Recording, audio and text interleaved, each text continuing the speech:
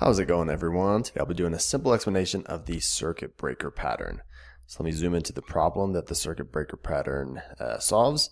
Is that applications can go down needlessly when dependent systems fail. So that's what the circuit breaker pattern helps us mitigate.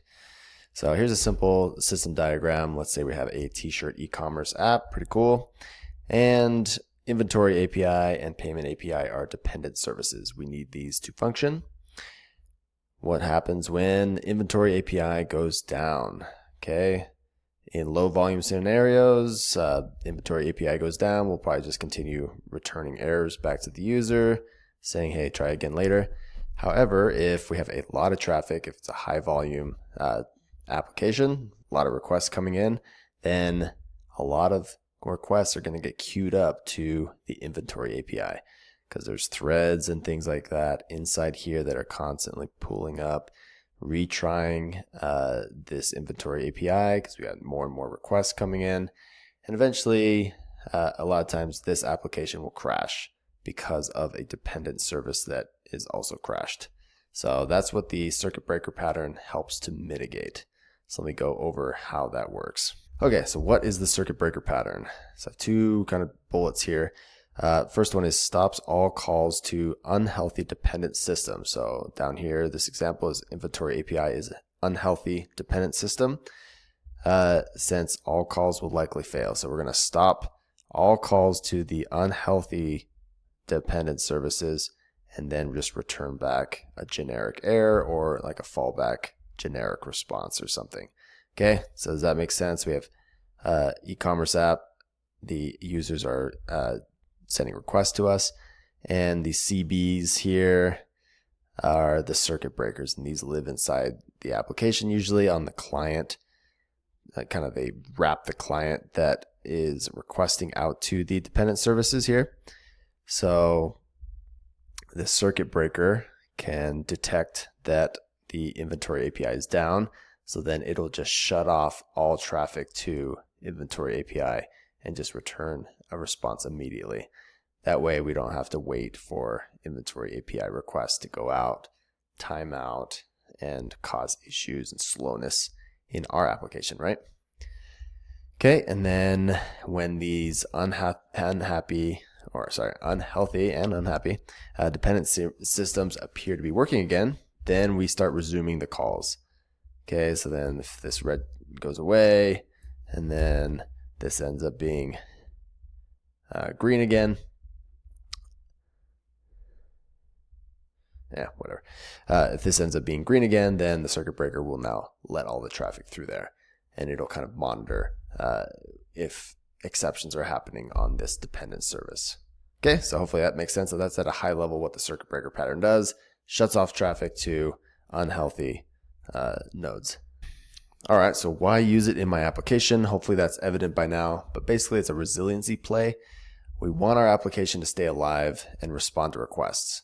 Even if these requests to dependent services, even if our application is basically broken because we can't get our inventory to our customers or whatever it might be, we still want our application to be up and available to respond. And we can tell the user helpful errors like, hey, please come back later.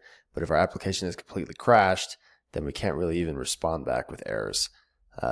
So at least here, the application will actually get a response in this scenario. And it'll also protect other systems that might depend on our system as well, so that there's not, they call it cascading failures. So that's when it's like kind of a domino effect. If one system fails, then the dependent services kind of fail, and then it just kind of teeters down from there. So we don't want that to happen. So this is kind of a resiliency, or kind of helps our availability of our application. All right, so what kind of things can I put circuit breakers on in my application? So pretty much in your application, you have a lot of clients, usually to external dependent services. So you can wrap the circuit breaker, and there's a bunch of libraries for this in many different languages. So it's likely supported in the language that you're using.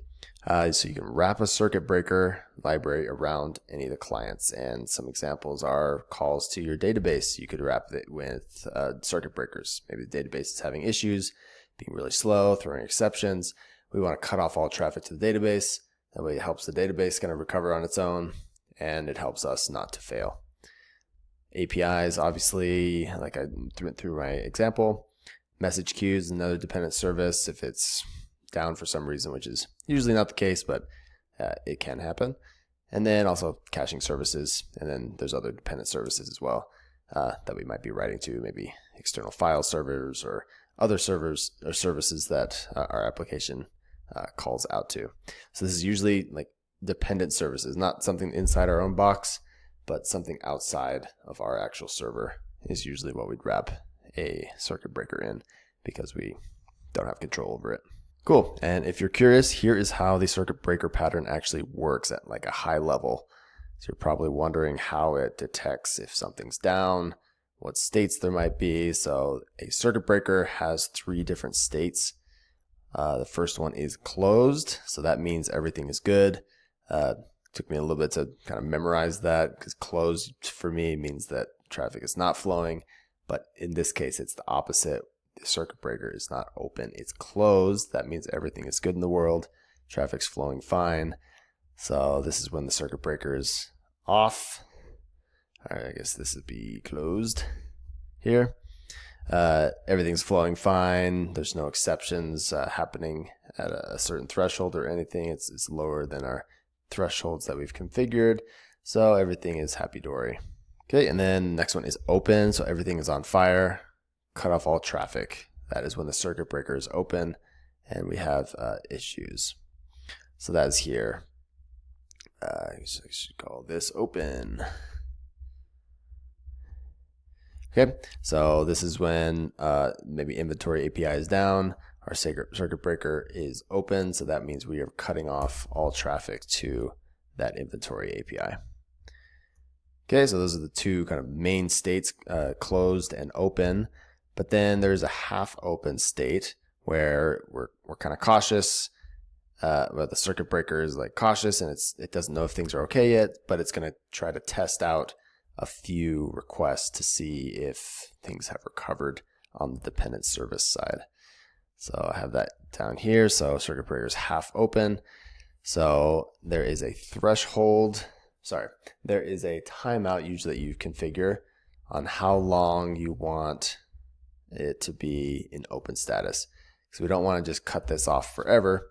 We want it to be configured at a timeout. So maybe that's like 5 minutes, 10 minutes, however you want to configure. And you know your application the best. Maybe inventory API randomly has 5 minutes of downtime when they deploy or something. So we want to cut off traffic during that time. So maybe it's 5 minutes. So 5 minutes is elapsed in open status. So then it moves to half open, where it lets a few requests out to inventory API. If those requests succeed, then it switches back to the closed status because it identifies it as healthy. However, if those requests, those few test requests that the half open status sends out to inventory API, if those continue to fail, then it will shut back down into open status and it'll reset that timer. And then one other thing I didn't cover is when it's in closed status, how it switches from closed to open is it has a threshold that usually you'll configure maybe a number of exceptions that happen within a given time. So maybe 100 exceptions in a minute. That means that we should move to open status. Cool, and that is circuit breakers at a high level. So I hope that made sense. Feel free to dig into it in more detail, but pretty straightforward once you understand the different states and why we need to use it and what problems does it solve. Okay, thanks a lot. Have a good one.